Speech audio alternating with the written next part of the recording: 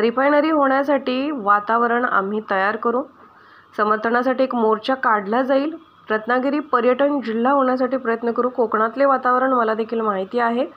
जगात देखील रिफायनरी आहे। यांना पैसे मिळेपर्यंत हे आंदोलन सुरू आहे। कोळशापासून वीज निर्माण करणारे उद्धव ठाकरे यांना भेटायला गेले। 50 कोटीचं डील झालं आहे रिफायनरीबाबत। मी ऐकणार नाही, कारण काहीही असोत माझ्या लोकांना रोजगार द्या। मी मंत्री झालो नाही याबाबतची निराशा फार काळ टिकणार नाही। वडेट्टीवार यांना काही कळत नाही, त्यांना मी आमदार केले आहे। आरक्षणाच्या प्रश्नांवर नारायण राणे यांची विजय वडेट्टीवार यांच्यावर टीका। विधानसभा निवडणुकीत माहितीचं राज्यात परत येईल। मला माहिती आहे निलेश तो बोलला, माझ्याकडे नोंद आहे। मी संबंधित अधिकाऱ्यांची अपॉइंटमेंट घेऊन सेन्सिटिव्ह झोनचं काय आणि एन्व्हायरमेंट मिनिस्टर यादव यांच्याशी भेट घेऊन ते कसं दूर करते मी प्रयत्न करेन। तो विषय त्यांनी मला सिंधुदुर्गातच सांगितलेला आहे। सांग ना, विरोधी पक्षनेते बोल ना, त्यांना विषय कळत नाही। त्यांना आमदारापासून मी बनवलाय, गडचिरोलीचा आहे तो, त्याला आमदार मी बैला बोना, आता विरोधी पक्ष नेता आहे। त्याच्यामुळे कशाने काय करता येतं त्याला आज म्हणून अभ्यास कर आणि बोल, आणि तुम्ही त्यांचे प्रश्न विचार नको। सरकार, राज्य सरकारच्या योजना आणि केंद्र सरकार त्या इथेचा अंमल झाला नसेल तर अधिकाऱ्याला बोलून का प्रत्येक जिल्ह्याला फंड असतो किती आहे, तर या जिल्ह्याचं का खर्च करत नाही मी विचारेन। आणि मी तुम्हाला जरा 20 दिवस द्या, मी त्यांना आल्यानंतर तो निकाल देतो तुम्हाला। राणे म्हणजे कामाचा दर्जा असणार, आता कोण फसवफसी करणार नाही। चित्र महाराष्ट्रामध्ये महायुती म्हणजे जी आघाडी महायुती आहे, महायुतीचं राज्य परत येईल। स्पर्धा परीक्षेमध्ये आपले विद्यार्थी जास्त पास व्हावेसाठी क्लासेस आम्ही घेतो। कणकवलीच्या कॉलेजमध्ये क्लासेस घेतो। यावर्षी झाले नसतील माझ्या बहुतेक, पण आम्ही सिंधुदुर्ग रत्नागिरीमध्ये हे क्लासेस घेऊन की त्यांना संख्या वाढावी IAS IPS मध्ये आमची, म्हणून आम्ही प्रयत्न करू। आपण आपल्या BJPच्या कार्यालयातर्फे एक अरेंज करू। मी सिंधुदुर्गात तशी करेन। पुढच्या वेळी येईन तेव्हा मी तुमच्या सकट दौरा साईटवर काढेन। कसे पाहते मी आता सांगितलं आपल्याला की जी दरडोई उत्पन्न वाढवण्याचे जे मार्ग आहेत, एक तर कृषी आणि कृषी प्रक्रिया उद्योग हे करायला पाहिजे।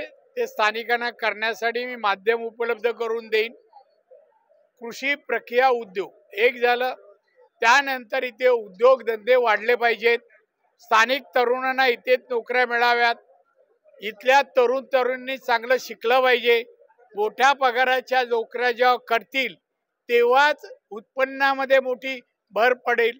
तर यासाठी बोलून नाही, त्यासाठी तसे मार्ग, तसे क्लासेस इथे घेऊन त्यांना प्रवृत्त करू आम्ही उद्योगधंदे करण्यासाठी। प्रयत्न नाही, रिफायनरी होण्याचं वातावरण आम्ही तयार करू। पाऊस गेला का एक मोर्चा, समर्थन स्वागत, रिफायनरचं स्वागत, आणि विरोध करणाऱ्यांना जे काय वाक्य ते नंतर सांगू आम्ही, पण हा एक मोर्चा समर्थनार्थ काढणार। जे उद्योग ते मी प्रयत्न करू। हे उद्योग येणार, MIDC येतील, छोटे मोठे उद्योग कोणते यावेत, इथल्या मुलांना इंजिनिअरिंग बरोबर अनेक वेगळे ट्रेड यांचं मार्गदर्शन, आधुनिक टेक्नॉलॉजीचं मार्गदर्शन मिळेल, असं सर्व उपाय करणार। एक लक्षात ठेव, जेव्हा मी हे करायला जाणार तर इन्फ्रास्ट्रक्चरमध्ये विमानतळ आला, वाहतूक व्यवस्था आली, तर ह्या मी तुम्हाला सांगतो 20 दिवसानंतर मी ते वेगवेगळ्या अधिकाऱ्यांना बोलवणार वरिष्ठ, आणि बाबा आता हायवे आहे, का विलंब होतोय, कॉन्ट्रॅक्टर कोण आहे, किती दिवसात करा, टाइम लिमिट द्या, कळलं की नाही। तसं विमान सुरू करण्याचा प्रयत्न, जेव्हा इंडस्ट्री येतील ना ऑटोमॅटिक विमानतळ सुरू होईल। काय होतं आता सिंधुदुर्गात पाहिलं तुम्ही ना, हे तर प्रवासी मिळायला पाहिजे, तर इथे प्रवासी आधी इंडस्ट्री आपण काही सुरू करू, आणि मग विमान वाहतूक तुम्हाला दिवसातून 4-5 विमान इथून जातील, तसं करू। पर्यटनासाठी ज्या गोष्टी लागतात ना त्या उपलब्ध करा, आणि त्या सिंधुदुर्गात आता होत आहेत। सिंधुदुर्गात 5 स्टार बरेच 15 5 स्टार साठी जमिनी घेतलेल्या आहेत, आणि त्यासाठी आवश्यक त्या गोष्टी, पर्यटक आल्यानंतर त्याला जेवण कसं लागतं, राहायला कसं लागतं, त्यांच्या आवडीनिवडी काय त्याप्रमाणे निर्माण करावं लागतं. जे आम्ही तिथे प्रत्येक हॉटेल मालकाला प्रशिक्षण दिलंय ते आपण रत्नागिरीला सुरू करू. आणि आपण हा जिल्हा सिंधुदुर्ग पर्यटन जिल्हा आहे तर रत्नागिरी करू, प्रयत्न करू. मी कोकणात जन्म झाला आणि मग कोकणामध्ये हवामान कसं आहे, वातावरण कसं आहे, साधन सामुग्री काय आहे हे मला सगळं माहिती आहे. आणि हेही माहिती आहे मी महाराष्ट्राचा मुख्यमंत्र्यांना अनेक खाती सांभाळली आहे. कुठला प्रकल्प आल्यानंतर एन्व्हायरमेंट खराब होईल हे मला माहिती आहे. मी परदेशातले अनेक प्रकल्प फ्रान्स वगैरे युरोप फिरलेलो आहे.